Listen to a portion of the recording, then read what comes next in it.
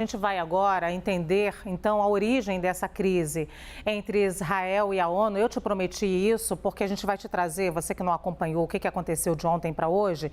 Ontem você viu em primeira mão aqui no Brasil Meio-Dia que Israel pediu a renúncia do secretário-geral da ONU. Por quê? Tudo isso começou quando Antônio Guterres disse ontem que o ataque do Hamas, os ataques não aconteceram no vácuo. Vamos acompanhar o que ele disse primeiro. I'm deeply concerned about the clear violations of international humanitarian law that we are witnessing in Gaza. Let me be clear, no party to an armed conflict is above international humanitarian law. It is important to also recognize the attacks by Hamas did not happen in a vacuum. The Palestinian people have been subjected to 56 years of suffocating occupation. They have seen their land steadily devoured by settlements and plagued by violence, their economy stifled, their people displaced, and their homes demolished. Their hopes for a political solution to their plight have been vanishing. But the grievances of the Palestinian people cannot justify the appalling attacks by Hamas, and those appalling attacks cannot justify the collective punishment of the Palestinian people. Em resposta à fala de Antônio Guterres, o embaixador de Israel na ONU pediu que ele renunciasse imediatamente do cargo. Nas redes sociais, Gilad Erdan disse que Guterres demonstra compreensão pela campanha de assassinato em massa e, por isso, não está apto para liderar a ONU. E agora há pouco, só para você entender, o secretário-geral da ONU afirmou que sua fala ontem sobre a ocupação de territórios palestinos foi mal interpretada. Vamos ouvir com a tradução simultânea do Bruno Oliveira.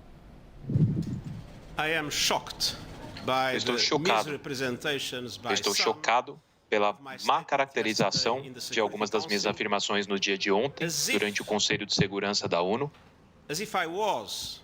Como se eu estivesse justificando de qualquer forma os atos terroristas do Hamas. Essas afirmações são falsas, foi exatamente o oposto. No início dos meus comentários no dia de ontem, eu afirmei claramente, e eu cito, que eu condeno totalmente qualquer ato como esses atos horripilantes de terror praticados pelo Hamas no dia 7 de outubro. Nada justifica o homicídio deliberado e o sequestro de civis ou o lançamento de foguetes contra alvos civis. E, de fato, eu falei sobre as questões e problemas do povo palestino. Vou voltar a conversar agora com o Américo Martins, porque vocês aí de casa sabem, sempre vale aquela máxima. Em diplomacia, toda palavra tem que ser empregada com muito cuidado, né, Américo Martins? E talvez o secretário-geral da ONU tenha sido, no mínimo, e aqui a gente está colocando fatos, nada de juízo de valor, no mínimo, descuidado com o emprego ali das palavras. Mas a situação também é muito delicada, porque ele precisa falar do ataque horripilante, como ele falou, do Hamas em relação aos israelenses no sul, né, de Israel. Mas ele também tem uma situação muito delicada, porque são 6 mil mortos na faixa de Gaza, 2 mil crianças. E como é que ele vai responder? Como é que ele vai responder para a história que não condenou isso? Talvez ele tenha de fato escolhido algumas más palavras. Essa frase de que aconteceu no vácuo, ou seja, não aconteceu no vácuo, é um dos pontos que está causando muita indignação aqui em Israel. Mas, como secretário-geral da ONU, é exatamente isso que você disse. Ele tem que tentar achar um equilíbrio entre, obviamente, condenar o massacre de civis israelenses pelo Hamas, as ações do Hamas, que, de novo, não existe a menor justificativa para isso. Isso não sou eu falando, a CNN falando, qualquer pessoa que tenha um mínimo de bom senso. Não existe justificativa para esse tipo de ato. Agora, o que começa a acontecer aqui, Luciana, na verdade, tem 2 assuntos que são pano de fundo disso aqui. Primeiro, esse conflito que eu disse um pouquinho antes no nosso link aqui, que é esses desentendimentos entre ONU e Israel. É um fato que a ONU aprovou várias condenações a Israel por várias ações que a comunidade internacional considerou que aconteciam ao arrepio da lei internacional. E Israel escolheu ignorar várias dessas resoluções. Dei 2 exemplos: a ocupação dos territórios depois da Guerra de 67 e o aumento dos assentamentos israelenses na Cisjordânia, quando existe uma resolução de 2016 que os Estados Unidos não vetaram, que proíbe os assentamentos israelenses na Cisjordânia, que é um território palestino, reconhecido pela comunidade internacional. Não é um Estado, mas é um território palestino, onde um dia os palestinos gostariam de criar o seu Estado. Pelo contrário, o atual governo israelense estimula esses assentamentos. Então isso também é um fato. Tem 500 mil cidadãos israelenses nesse território, contra a vontade da comunidade internacional, contra uma resolução aprovada pelo Conselho de Segurança, em tempos que o Conselho de Segurança funcionava, porque agora nem isso está acontecendo. Então, este é um fator que deixa tudo muito complicado nessa relação ONU e Israel e acabam tendo esse tipo de embate que é muito duro. O outro ponto, Luciana, também é o começo do questionamento de até onde vai essa catástrofe humanitária em Gaza. A comunidade internacional reconhece o direito de defesa de todos os países e isso também é um direito de Israel.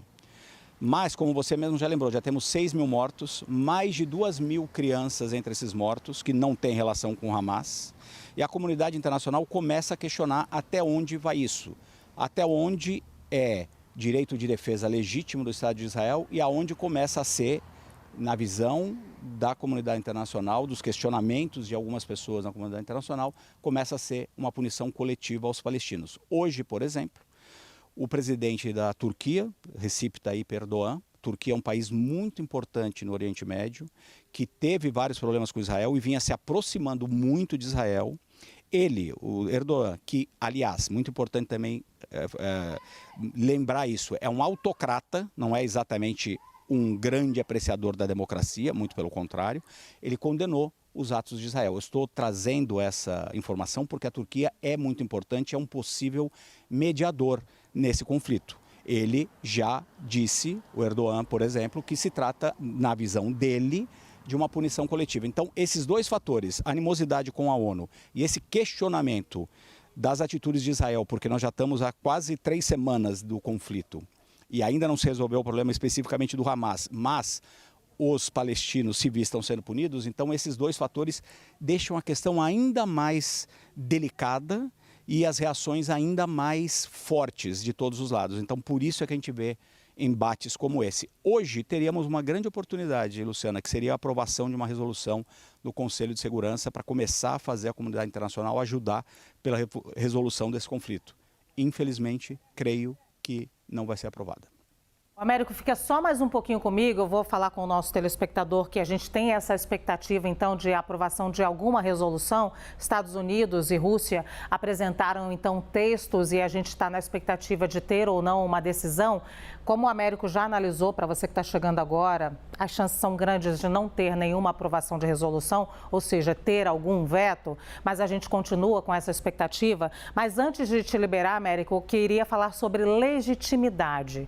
Porque é legítimo que a gente acompanhe o sentimento dos israelenses e aí eu digo da fala dos israelenses ontem no Conselho de Segurança da ONU, falando: vocês não viram o que nós vimos, vocês não sentiram o que nós sentimos, e eu fico arrepiado ao falar, vocês não sentiram o cheiro que nós sentimos. É legítimo que nós tenhamos uma fala dura também dos representantes da Palestina dizendo: vocês estão punindo todas as pessoas da faixa de Gaza pelo Hamas, em vez de buscar apenas o Hamas. Já são 6 mil mortos, mais de 2 mil crianças. Então é legítimo que dessas 2 partes a gente encontre essa situação, um impasse nessa situação. O que não é legítimo, Américo, e é isso que eu queria te ouvir, é como as grandes potências têm se comportado muito mais pensando nos interesses próprios do que na resolução desse conflito enquanto as pessoas estão morrendo. Perfeito, Luciana, perfeito. Sua introdução é absolutamente perfeita. Precisamos ter empatia com todos. Um dos momentos mais tristes dessa cobertura para mim foi entrevistar a mãe de um refém israelense, um jovem refém de 24 anos que está nas mãos do Hamas. é um absurdo, como eu também fico chocado ao ver a destruição em Gaza, especialmente as crianças mortas, dos dois lados. Então é um absurdo e esses dois lados, obviamente, têm todo o direito e legitimidade de colocar o seu ponto de vista. Gostaríamos que em algum momento eles sentassem na mesa para tentar resolver suas diferenças finalmente. Agora, esse ponto que você tocou das grandes potências é um ponto que eu tenho alertado há bastante tempo, desde o começo dessa cobertura. Você tem como pano de fundo essa briga, esse desentendimento entre Estados Unidos de um lado, Rússia e China do outro. E eles com os seus próprios interesses. Então é uma hipocrisia, por exemplo, Luciana, o governo da Rússia, que invadiu um país democrático, um país vizinho, sem provocação, que está causando a morte de muitos civis também na Ucrânia, propor uma resolução de paz nesse conflito, quando eles mesmos vetaram resoluções que os condenavam por invadir a Ucrânia, quando um próprio país que tem assento permanente no Conselho de Segurança da ONU, rasga a própria Carta da ONU. Estados Unidos também age muito mais pelos seus próprios interesses, quando todos deveriam estar olhando a questão humanitária, que é o principal de tudo, libertar os reféns, condenar o Hamas e acabar com essa crise humanitária em Gaza. Muito bem, muito obrigada, Américo Martins.